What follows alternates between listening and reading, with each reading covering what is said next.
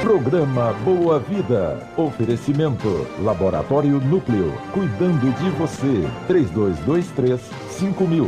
CBI, Centro Brasileiro de Implantodontia. Hospital Unique. Um novo conceito em hospital em Goiânia.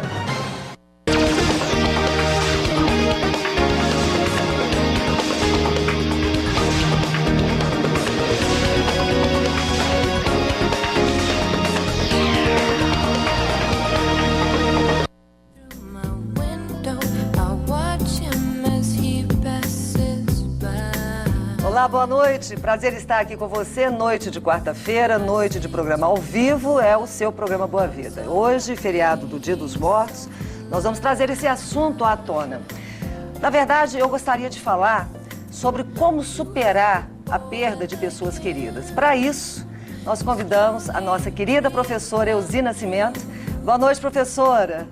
Então, a professora Elzi, ela é psicóloga, ela é uma pessoa espírita, praticante, sabe muito e é com ela que a gente conversa sobre esse assunto. Mas antes, nós vamos falar com o Dr. Kleber Finotti. Boa noite, doutor. Boa noite. Sobre um dos assuntos que, na verdade, é um assunto altamente pedido no nosso site, que é a labirintite. Na verdade, o termo correto não é labirintite. Eu estava conversando com o Dr. Kleber, é labirintopatia. E a gente vai saber por quê, porque labirintite parece ser uma recorrência rara, né? Uma intercorrência rara, digamos assim, não sei, o Dr. Kleber vai explicar daqui a pouco. E a gente aproveita o Dr. Kleber aqui para falar um pouquinho sobre câncer de laringe também, da qual o nosso presidente Lula foi vitimado e já está tratando. Na verdade, quem trata o câncer de laringe é o profissional de cabeça e pescoço, mas o Dr. Kleber me disse que quem faz o diagnóstico é o otorrinolaringologista. Então são assuntos muito bons e é claro que eu conto com a sua audiência. Até já.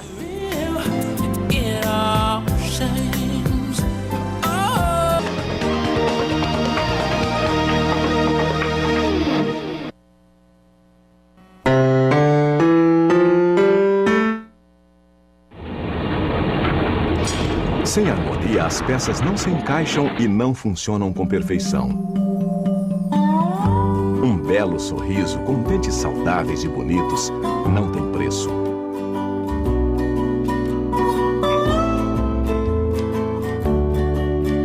CBI, Centro Brasileiro de Implantodontia, resgatando o seu sorriso e sua autoestima. O Laboratório Núcleo é mais do que um centro avançado de medicina laboratorial. Núcleo é um conceito máximo em qualidade. Especializado em dosagens hormonais, possui 23 anos de comprovada experiência e alta tecnologia, garantindo rapidez e confiabilidade. Núcleo faz a diferença. 12 filiais, coleta domiciliar e resultados via internet. Tudo para seu conforto e bem-estar. Laboratório Núcleo, cuidando de você. 3223-5000.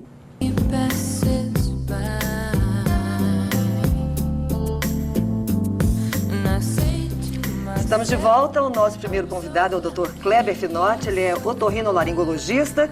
Vamos começar falando um pouquinho sobre labirintopatia. Não é labirintite, doutor? Todo mundo conhece como labirintite. Esse é um termo usado pela população e também pelos médicos que não são da especialidade, né?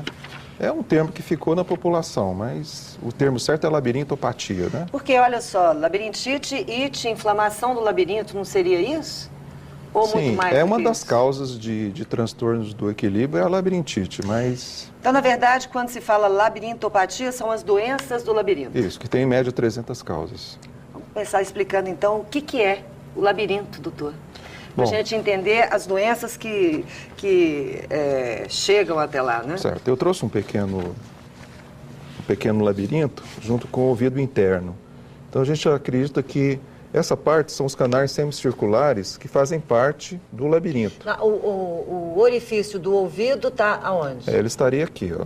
Seria a orelha, o ouvido médio e o ouvido interno. Esse aqui é o nervo vestíbulo coclear. Então, como é que é dividido o labirinto? Os canais semicirculares, que são 3, o trículo e o sacro, que é o equilíbrio estático, a cóclea, que é a parte auditiva. Então, o ouvido interno consiste, então, da cóclea, que é a parte auditiva, e o labirinto, que é a parte do equilíbrio. O que acontece aqui dentro para a pessoa começar a sentir as tonturas, as vertigens?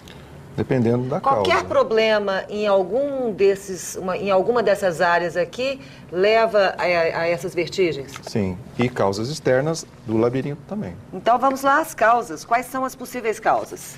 Olha, 85% das causas estão realmente no labirinto, seja estático, seja dinâmico, com os canais semicirculares. As outras causas são causas do paciente como um todo. Causas cardiovasculares, metabólicas, de ansiedade, psicogênicas e outras.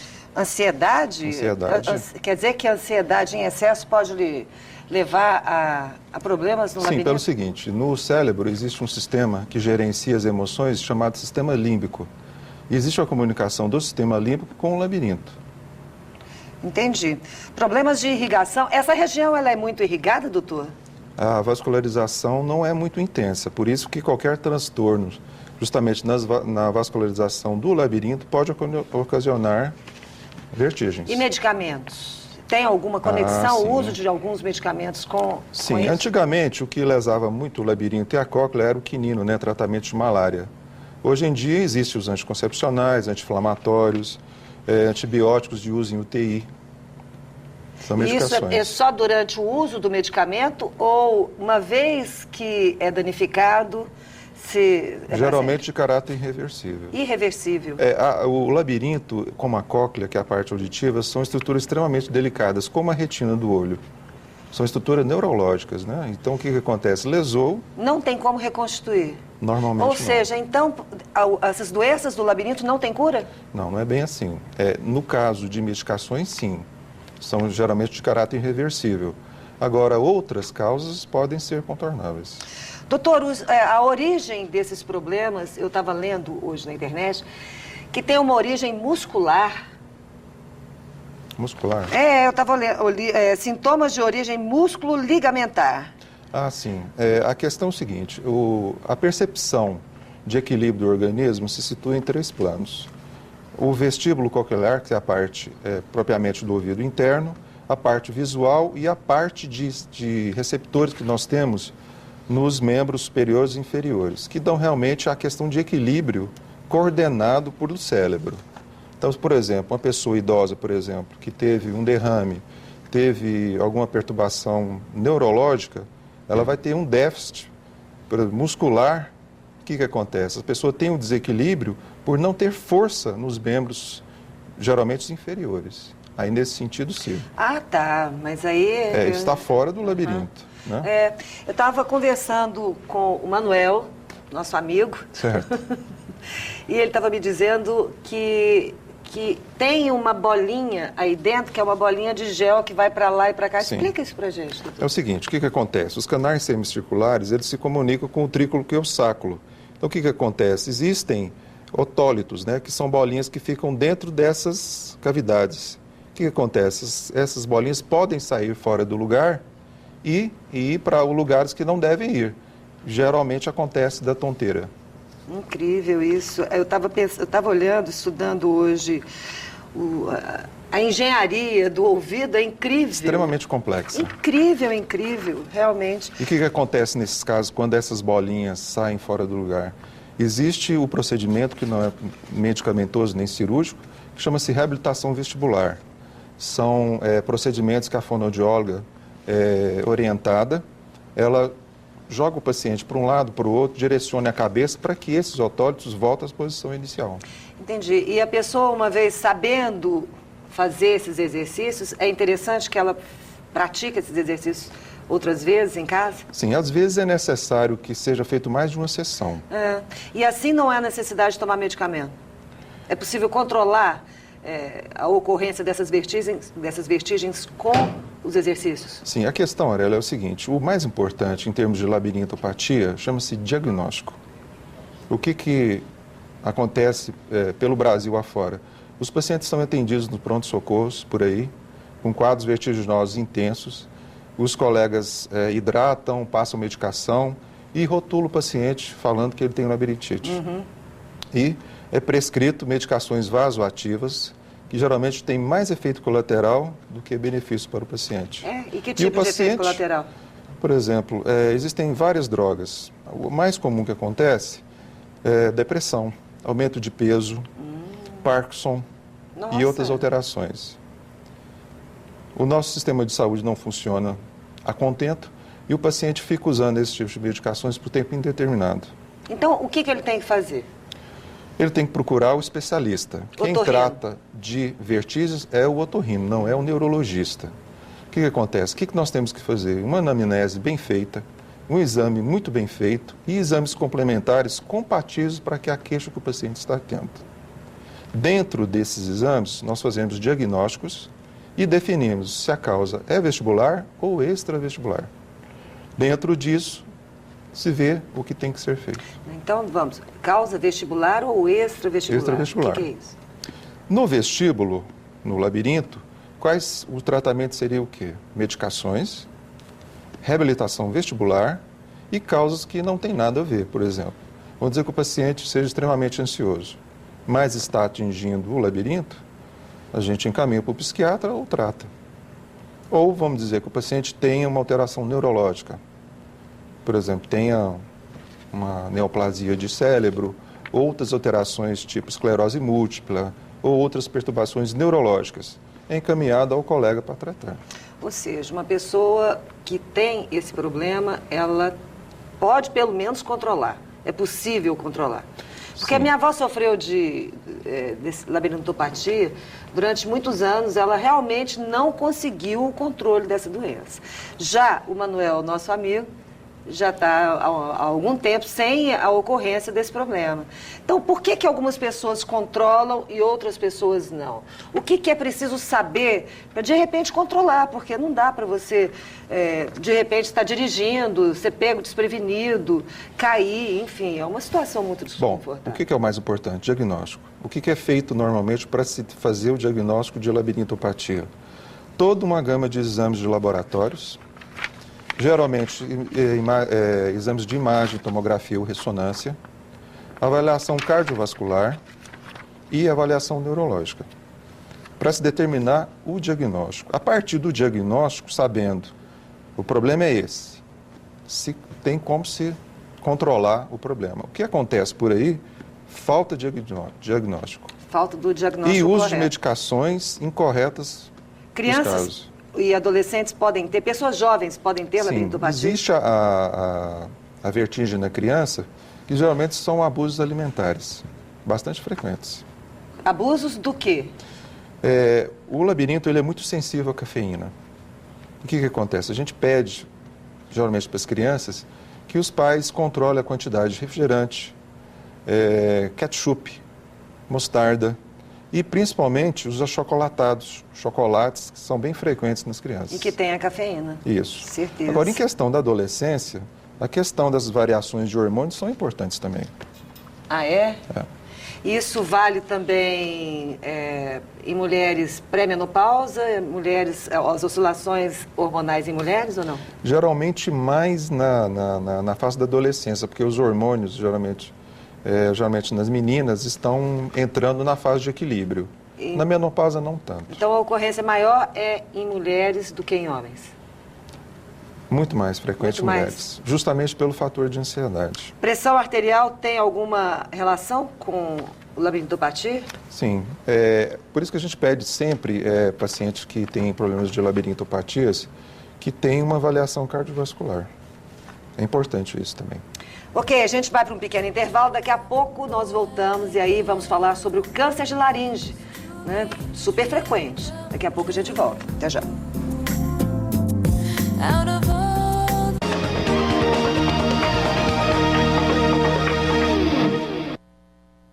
O Laboratório Núcleo é mais do que um centro avançado de medicina laboratorial. Núcleo é um conceito máximo em qualidade. Especializado em dosagens hormonais, possui 23 anos de comprovada experiência e alta tecnologia, garantindo rapidez e confiabilidade. Núcleo faz a diferença. 12 filiais, coleta domiciliar e resultados via internet. Tudo para seu conforto e bem-estar. Laboratório Núcleo, cuidando de você. 3223-5000.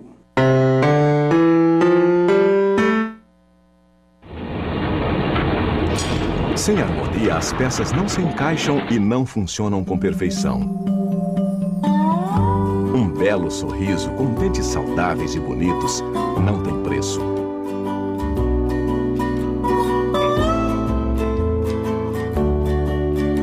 CBI, Centro Brasileiro de Implantodontia, resgatando o seu sorriso e sua autoestima.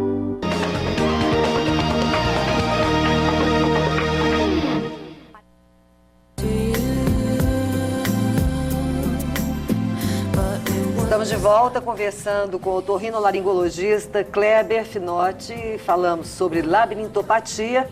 Só para concluir esse assunto, doutor, esse aparelho de diagnóstico, fala um pouquinho sobre ele. Ele é um aparelho que ele avalia realmente o labirinto para a gente. Como é que funciona esse aparelho? A avaliação da tonteira se mede através de uma característica chamada nistagmo. O que é nistagmo? É a movimentação ocular que acontece de acordo com o transtorno que existe no labirinto. Então, o que esse aparelho faz? A partir de estímulos térmicos, seja um ar frio, seja um ar quente, é avaliado, estimulando o labirinto e ele dá uma resposta para a gente. E o computador, que é um exame computadorizado, capta essas informações e faz o diagnóstico para a gente. Se é no labirinto, se é fora dele, cerebral, ele caracteriza para a gente qual lado que é o labirinto acometido, qual o prognóstico e qual a evolução. Por isso que esse aparelho é importante. Ah, mas aí, com esse aparelho, é possível, sim, dar o tratamento correto, né, doutor? Isso porque a gente está enfatizando diagnóstico certo, tratamento certo. Uma pessoa, só para encerrar mesmo, uma pessoa que, por exemplo, está num barco e ela sente a vertigem, isso significa que é possível que, no futuro, ela desenvolva algum problema no labirinto ou é só ocasionado pelo balanço ali e que é confuso para certas pessoas? Não, o que acontece? Existem pessoas que têm vertigem até andando de carro. Isso é uma característica pessoal. Vertigem das alturas também, né? Sim, o organismo, característica pessoal. Não quer dizer que vai ter ou deixa de ter, né? Tá bom. Câncer de laringe. Recentemente, esses dias atrás, o Brasil inteiro foi surpreendido com um diagnóstico de câncer de laringe do ex-presidente Lula. Certo. Muito relacionado ao uso do fumo, né? Do tabaco. Fumo e bebida. Fumo e bebida. E aí, eu estava vendo, é terrível, porque ali a pessoa perde a fala, ela não pode comer, deglutir, né? É um tipo de câncer horroroso. E vamos falar um pouquinho sobre ele, doutor? Vamos. É importante que as pessoas entendam que na laringe nós temos duas estruturas importantíssimas. Uma é prega vocal, que são as cordas vocais, e outra é a abertura do esôfago, que é a parte digestiva. De acordo com a localização, é que esse que você estava comentando, que é qual vai ser o prognóstico do paciente. Então, o que é importante no câncer de laringe é se fazer o quê? Uma biópsia e se estadiar qual o grau dessa patologia. Bom, vamos dizer que seja um câncer de tal tipo, que ele tem invaginação para tal local e, principalmente, se tem metástase. E a metástase geralmente acontece aonde? Geralmente a nível de pescoço mesmo, a nível cervical. Mas existem pacientes em graus avançados que podem ter metástase no cérebro, no pulmão, em outras localizações. Qual que é, assim, um primeiro sinal que, é claro, como qualquer outro tipo de câncer, se for diagnosticado no início, o tratamento é muito mais simples e as chances de recuperação também. Então, qual que é o primeiro sinal que faz com que a pessoa, de repente, liga a luzinha amarela dela e fala, opa, deixa eu dar uma olhada nisso aqui? Bom, vamos diferenciar câncer de orofaringe com câncer de laringe. Orofaringe seria na boca em si. Laringe seria mais a laringe um pouco mais abaixo da língua. Então, você pode ter um câncer na base da língua, você pode ter um câncer, por exemplo, em prega vocal, ou você pode ter um câncer na abertura do esôfago. Se o paciente tiver um câncer na base da língua, ele vai ter que sentir dor na movimentação da língua, uma dificuldade de fonação. Se for em corda vocal, teria fatalmente uma rouquidão, uma disfonia. E na abertura do esôfago teria dificuldade para engolir, né? O alimento descer para o esôfago. E tem alguma relação, por exemplo, com uma pessoa que tem muita facilidade de engasgar? Não quer dizer não, Aurélia, porque na laringe existe uma estrutura chamada epiglote. A finalidade da epiglote é justamente tampar a corda vocal para que o alimento ou o líquido não tenha contato com as cordas vocais. Agora, se tiver realmente alguma lesão ali, pode ser que sim. Agora, engasgos normalmente são pacientes mais idosos com problemas neurológicos, que existe uma certa incoordenação para que esse estímulo nervoso chegue na epiglote para que ela funcione adequadamente. E o tratamento disso que é um tratamento difícil, né? Quando o câncer já está em estado evoluído, porque a pessoa, me disseram que faz um buraco aqui na traqueia, né? Que é chamado traqueostomia. Isso.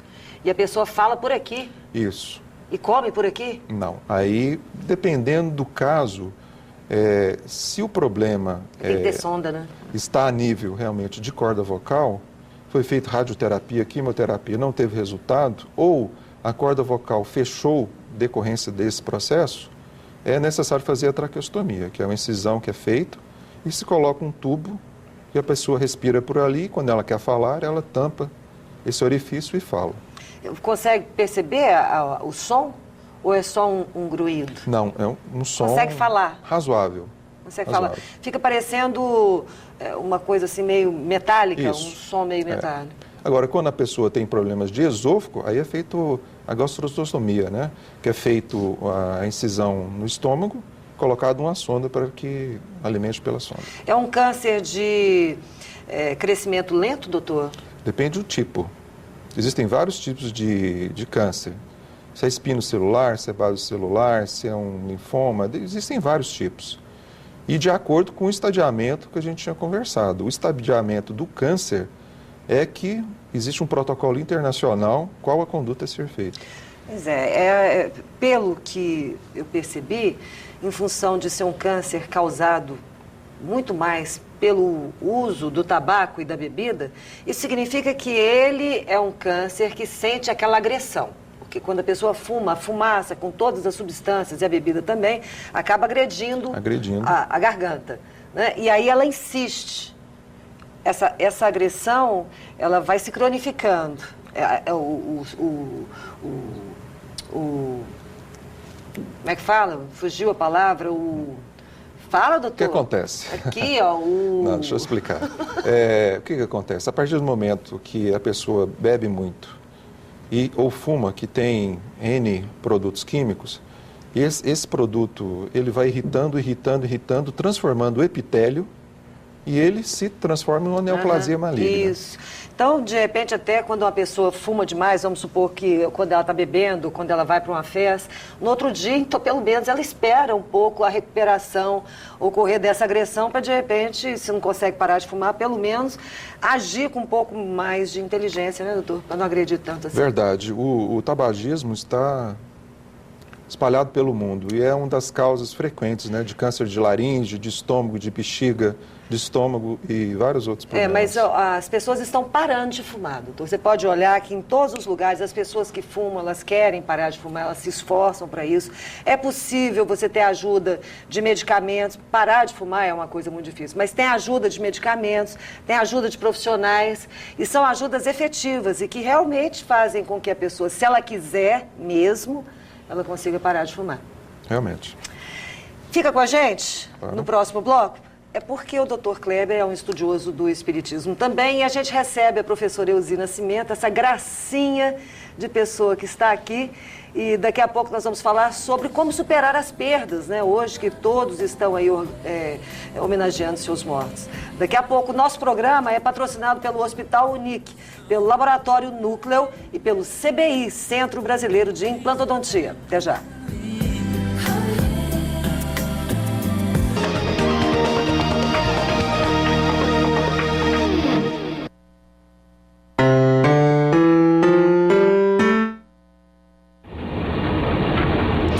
Sem harmonia, as peças não se encaixam e não funcionam com perfeição. Um belo sorriso com dentes saudáveis e bonitos não tem preço.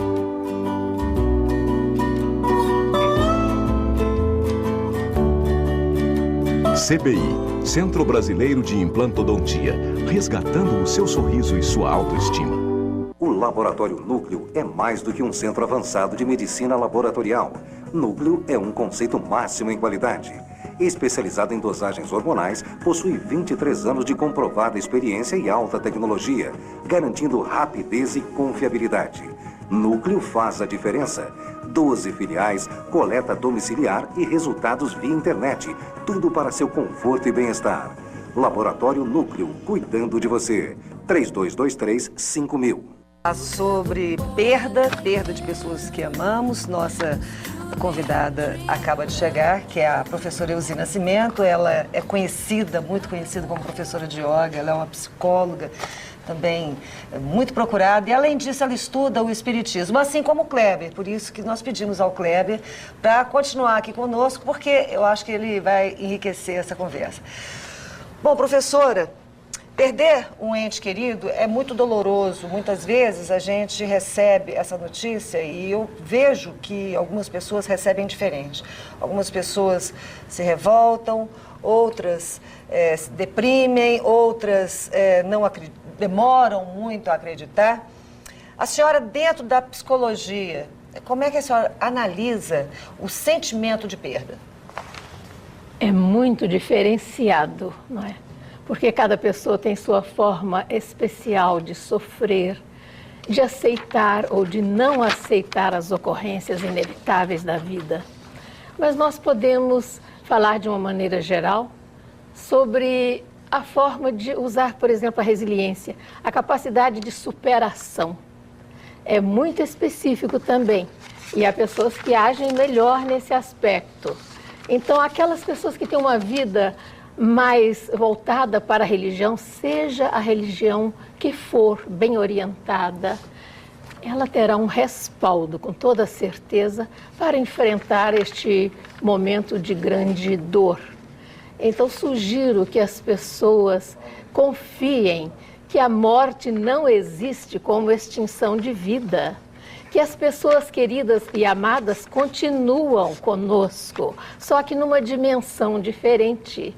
Então, para que nós mantenhamos este contato, é bom que nós nos coloquemos assim como se essas criaturas fossem, quando são mães e pais, pessoas que zelam por nós, fossem nossos anjos de guarda. Ou então como aquelas pessoas a quem nós sempre dedicamos zelo e atenção, que tenhamos o respeito de continuar zelando por elas, sem solicitar nada, sem tormento e sem desespero. Era exatamente aí que eu queria chegar. E aí para os dois, tá, Kleber? Eu queria sua opinião também. Eu assisti aos filmes do Chico Xavier, aquele das mães, Cartas das Mães também. E o que a gente percebe, o que a gente vê, é que muitas pessoas, quando perdem alguém de quem elas gostam, elas começam a procurar os centros espíritas numa tentativa de voltar a ter contato com quem se foi. Isso aí não é uma espécie de repente, é claro que existe o apego ali muito forte, mas isso aí, de repente, não faz com que essa pessoa que se foi fique presa nessa energia aqui na Terra? Você quer responder? Sim. O que acontece? A partir do momento que a pessoa desencarnou e a pessoa está pensando nesse ente desencarnado, existe uma ligação. Porque tudo que existe no plano espiritual é pensamento. Então, a partir do momento que a pessoa desencarnou, está no plano espiritual e a pessoa está sofrendo aqui, ela está, entre aspas, torturando a pessoa com esse pensamento obsessivo de pensar, pensar, pensar. E acaba não libertando a pessoa para o plano espiritual que deveria ser. Então, ela está muito dinâmico, né? Muito dinâmico, a pessoa, né? Continua atuando. Então, o ideal é que não se chore pelos mortos. Chorar com esperança de ver progresso em ambas as dimensões, chorar de saudade é diferente de chorar desesperadamente. Eu sugiro que as pessoas não se desesperem, que elas tenham confiança e que façam, por exemplo, as suas mãos como se fossem as mãos daquela pessoa que partiu, procurando fazer algo útil, assim, uma caridade, um trabalho, dedicando-se a algo que seja bem notório em benefício daquele que partiu, porque a vida continua, os afetos são os mesmos, a morte não modifica ninguém, nós sabemos disso. Então, tenhamos essa certeza absoluta de que nós podemos e devemos ajudar aqueles nossos queridos que partiram, sentindo-os ainda muito presentes no nosso coração. É um direito ao luto que todo mundo tem, mas cada um deve ter a sua forma específica de entender essa passagem inevitável. Por que algumas pessoas têm, de repente, elas têm a graça de ter esse contato, esse novo contato com os mortos, e outras não? Tem gente, por exemplo, que morre e rapidamente faz contato. E tem gente que não faz contato, ou então demora muito. O que é? Como é que a gente pode analisar essa situação depois da morte? O que faz um espírito poder voltar para a Terra e dar o seu recado, sendo que outros não têm essa oportunidade?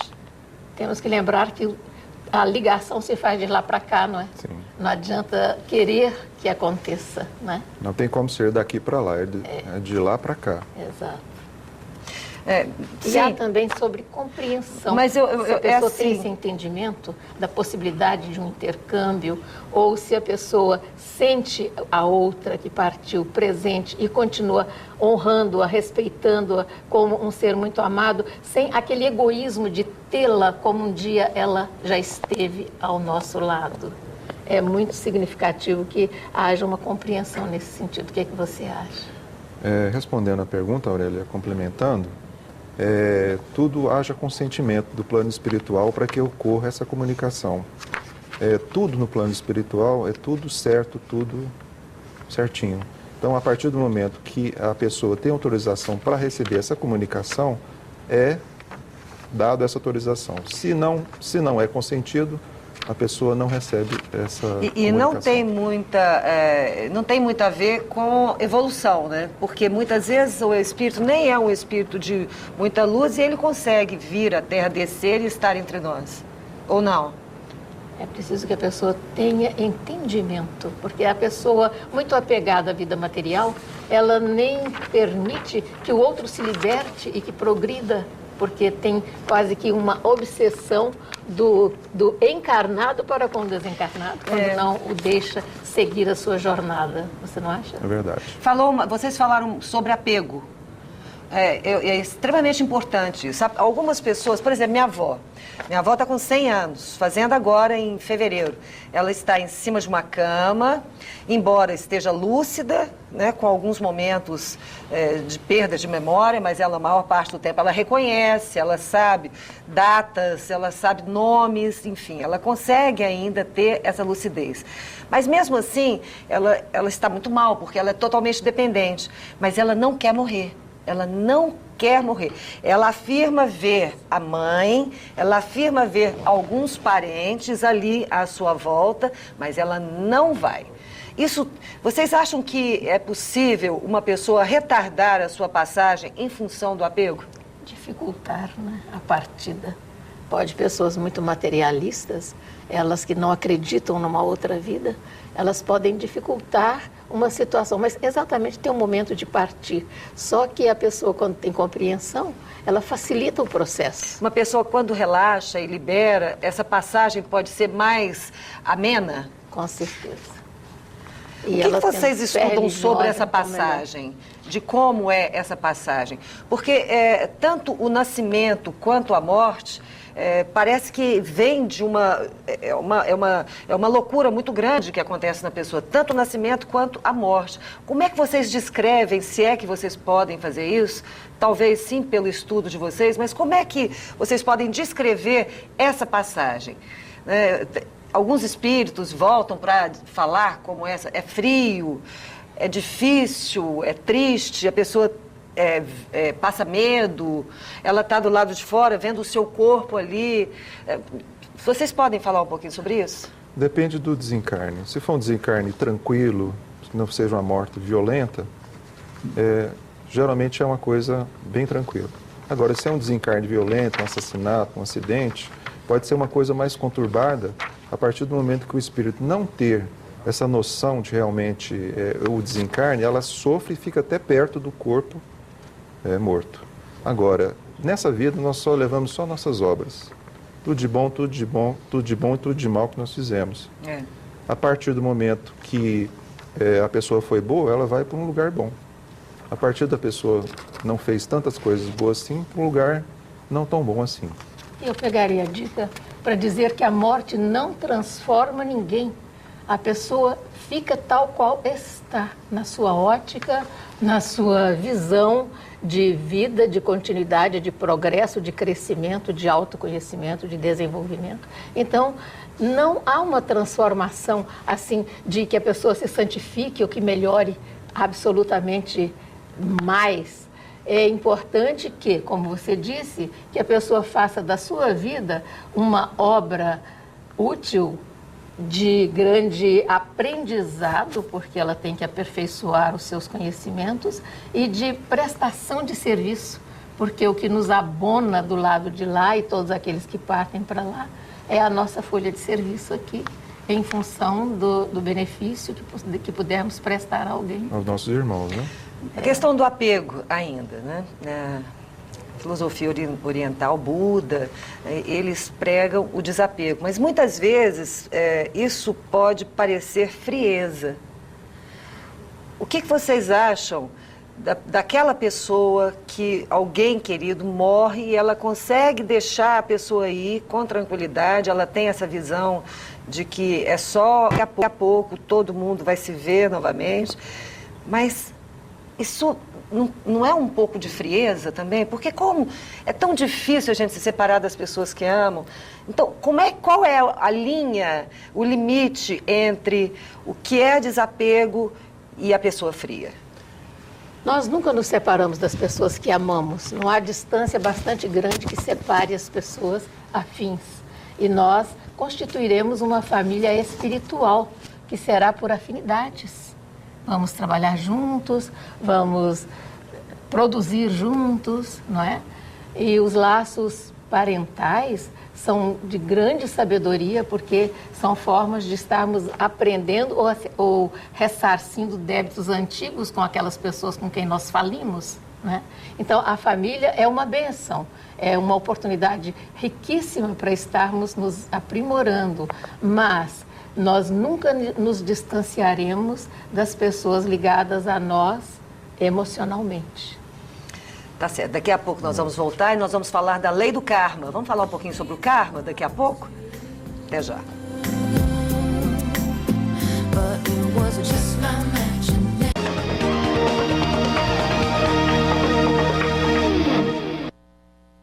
O Laboratório Núcleo é mais do que um centro avançado de medicina laboratorial. Núcleo é um conceito máximo em qualidade. Especializado em dosagens hormonais, possui 23 anos de comprovada experiência e alta tecnologia, garantindo rapidez e confiabilidade. Núcleo faz a diferença. 12 filiais, coleta domiciliar e resultados via internet. Tudo para seu conforto e bem-estar. Laboratório Núcleo, cuidando de você. 3223-5000.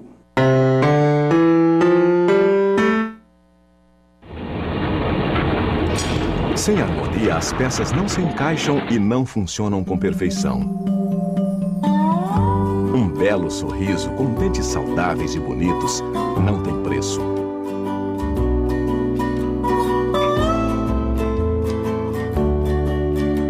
CBI, Centro Brasileiro de Implantodontia, resgatando o seu sorriso e sua autoestima.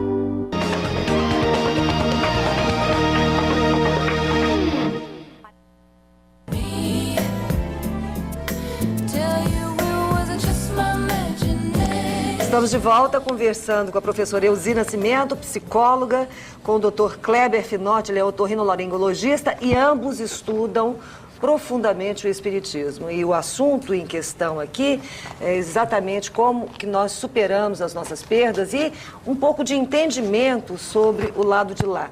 É claro que eu, por exemplo, eu sou uma pessoa, embora cristã, tenho muita fé, porém eu não frequento lugar nenhum, eu não tenho religião, mas mesmo assim Eu acredito no poder da oração. Eu acho que chamar essa energia superior é uma coisa assim... Acho que todo mundo já vivenciou isso, até em situações de perigo. Meu Deus, me ajuda, e a coisa muda de figura. Parece que a gente sente uma força realmente que tira o perigo de cena, que tira a gente do buraco. Vocês acham que a oração tem o poder de confortar aqueles que ficam, aqueles que se vão, e tem o poder ainda de trazer para a gente a luz a ponto de mudar uma situação de conflito? Evidentemente. É a força maior. A oração é a vibração da alma e é a forma de nós podermos nos aquietar, entendermos o sentido da vida e fazermos a ligação com a transcendência, que nós somos governados pela força maior de Deus. E a oração é como se fosse uma luz no caminho. Mesmo que o caminho seja cheio de obstáculos e desvios e pedras, quando a pessoa ora, ela tem luminosidade para acertar mais. O que você acha? A oração é uma comunicação que existe do ser encarnado com o ser maior, que seria Jesus e Deus. Então, a oração é uma comunicação que existe. A partir do momento, por exemplo, que a gente perde um ente querido, por exemplo, a partir do momento que a gente faz uma oração para essa pessoa, existe toda a espiritualidade que está, entre aspas, levando essa oração à pessoa onde ela estiver. É um acalanto para o coração da pessoa. Então, é uma forma de comunicação. Diferente daquele sentimento que a gente tinha conversado no início. O sentimento de choro, de questionando o porquê disso ou daquilo, é uma coisa negativa. Porque a partir do momento que a gente tiver uma oração, a revolta é uma coisa questionando as leis divinas. E se houve o desencarne, que deve fatalmente, com certeza, na hora certa. Mas, assim, há também de se entender o ser humano, que o ser humano, por exemplo, uma pessoa que perde um filho, por exemplo. Perder um filho é uma coisa absolutamente antinatural. Isso quebra toda uma sequência cronológica. O natural é você perder os pais e depois é que vem os filhos, né? Mas, no entanto, é muito difícil aceitar, pelo menos de cara, a perda de uma pessoa tão importante quanto um filho. Então, primeiro vem um choque, né? E o ser humano é falho, o ser humano, nós estamos aqui em evolução. Então vem um choque, eu estava lendo, olha, a negação, a ambivalência, ou seja, a dúvida, a não aceitação, a revolta, a depressão e depois a aceitação e a adaptação a essa nova vida sem essa pessoa. Então, são etapas que não dá para também, para que sejam queimadas, não dá para queimar essas etapas, porque a não ser que a gente seja tão evoluído a ponto de estar aqui por outros motivos que não sejam esses de aprendizado, de evolução. Vocês não acham? Não existe uma lei que diga a ordem da pessoa partir para o outro mundo. Muitas vezes, quantas vezes nós perdemos crianças que são reencarnações completistas. Por exemplo, uma criança que morra aos 7 anos, ela veio para viver 7 anos, mas para completar, porque às vezes foi uma pessoa que morreu antes da hora, suicidou, ou um acidente, então ficou faltando aquele tempo. E ela vem com este propósito. Nós não podemos jamais definir os desígnios de Deus. Ele é que sabe, nós nem sabemos do nosso passado. Então, o que nos compete é entendermos que a sabedoria do Pai é muito maior e nós não temos condição de analisá-la, apenas aceitar sem revolta, como você falou.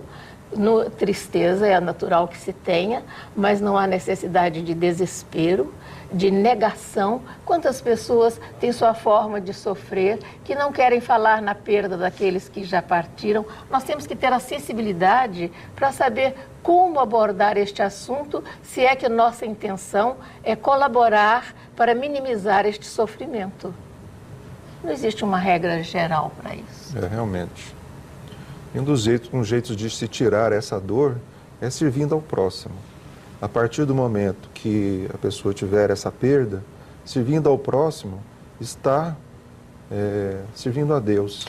E servir ao próximo não é só trabalho voluntário, não. Servir ao próximo é qualquer coisa que possa servir ao próximo. Então, é uma ajuda, é uma palavra amiga, é um ombro que você dá para a pessoa chorar, é um conselho, ou seja... Saber ouvir. Saber ouvir, que é importantíssimo, muitas pessoas não sabem, falam muito e ouvem pouco.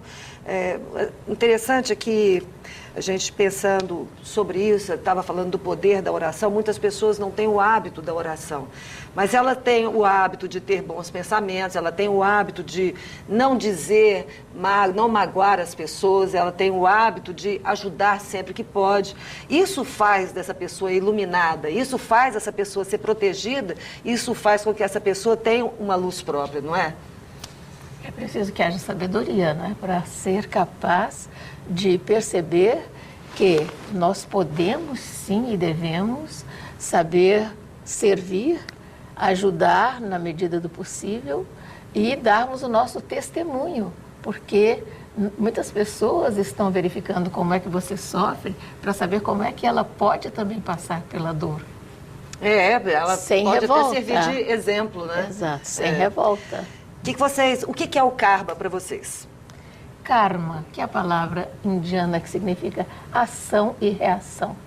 Hoje nós, até uma lei da física, hoje nós estamos vendo a física quântica bem entrosada com a parte religiosa, né? Então, karma é aquilo que você fez e aquilo pelo qual você vai responder. É tão lógico como uma plantação. Se você planta determinada semente ou espécie, você vai colher aquilo que você plantou. E como nosso Dr. Finotti já falou, nós somos herdeiros dos nossos atos. Se fizermos uma plantação digna e saudável e útil, é claro que a colheita será também bem melhor. E a melhor forma de ajudar os nossos queridos que estão já no plano espiritual é fazer o bem em nome deles. Isto também reverte em benefício para eles. Ao invés de ficarmos chorosos e nos vitimizando, nos sentindo aquelas pessoas que foram roubadas no seu afeto, não, nós estamos sempre unidos com os nossos amados, muito amados, mas vamos agir de forma que nós possamos ser úteis a eles. Acho que o importante é isto. E você, como é que você define o karma? O karma seria o que a professora falou. As nossas boas condutas hoje vai definir o nosso futuro na nossa próxima encarnação.